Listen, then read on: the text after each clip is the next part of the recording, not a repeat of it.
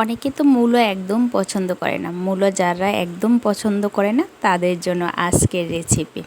আসসালামু আলাইকুম, ভালোবাসায় রান্না করে সবাইকে স্বাগতম। কেমন আছেন? আজকের আমি মূলো তরকারি রান্না করব, তাই আপনাদের একটু দেখাচ্ছি আর একটু গল্পও করে নিচ্ছি।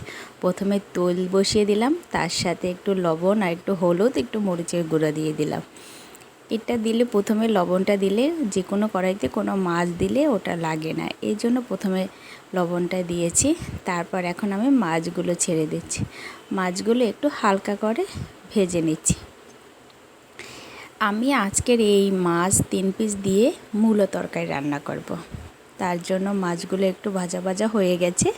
এখন আমি কাঁচামরিচ আর পেঁয়াজ কুচি দিয়ে দিচ্ছি। কাঁচামরিচ আর পেঁয়াজ কুচিটা দিয়ে একটু সুন্দর করে এখন ভেজে নিচ্ছি। অনেকে একদম মূলোটা খেতে পছন্দ করে না, অনেকে বলে খুব প্রচণ্ড গন্ধ আসে, তাই ভালো লাগে না। এক একজনের এক এক অপশন থাকে। যদি তোমাদের কাছে মূলোর তরকারিটা বেশি গন্ধ লাগে, অবশ্যই একটু বাফা দিয়ে পানিটা ফেলে দিয়ে তারপর রান্না করবে, দেখবে খেতেও খুব ভালো লাগে আর একদম কোনো গন্ধ আসবে না। যাই হোক, এভাবে বলতে বলতে আমার মাছটা মোটামুটি রান্না হয়ে গেছে। এখন মাছগুলো আমি উঠিয়ে নিচ্ছি। একটা বাটিতে মাছগুলো তুলে নিয়েছি। তারপর এখন আমি মূলো তরকারিটা দিয়ে দিলাম। মূলোটা আগে থেকে ধুয়ে কুটে পরিষ্কার করে রেখেছিলাম। এখন আমি সুন্দর করে মূলোগুলো দিয়ে দিলাম। দেওয়া হয়ে গেলে আমি এখন উল্টিয়ে পাল্টিয়ে ভালো করে কষিয়ে নিচ্ছি। কষানো হয়ে গেলে এখানে একদম কোনো মশলা হয় না। আমি ইলিশ মাছ খাই কোনো মশলা ছাড়াই, মানে শুধু পেস্টেই খাই, এছাড়া অন্য কোনো মশলা খাই না। এই তো মূলোটা একবার কষানো হয়ে গেছে। তারপর একটু ঢাকনা দিয়ে দিলাম। ঢাকনা দিয়ে একটু সেদ্ধ করে নিলাম। এখন আবার কষিয়ে নিচ্ছি।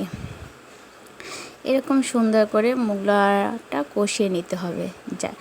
যত কষাবে ওর গন্ধটা তত চলে যাবে।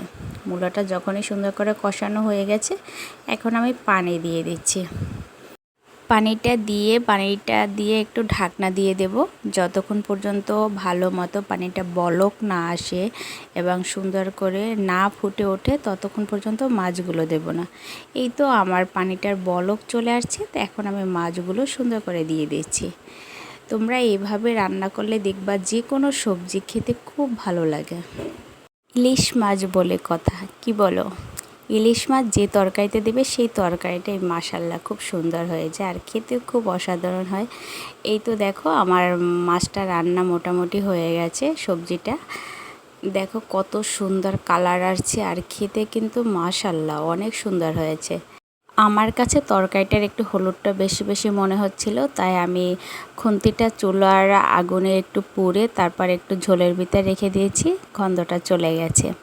তোমাদের যদি কখনো মনে হচ্ছে যে তরকারির একটু হলুদটা বেশি বেশি, তখন সেম কাজটা করলেই ঠিক হয়ে যাবে। এই তো আমার রান্না শেষ। কেমন হয়েছে সবাই কমেন্ট করো।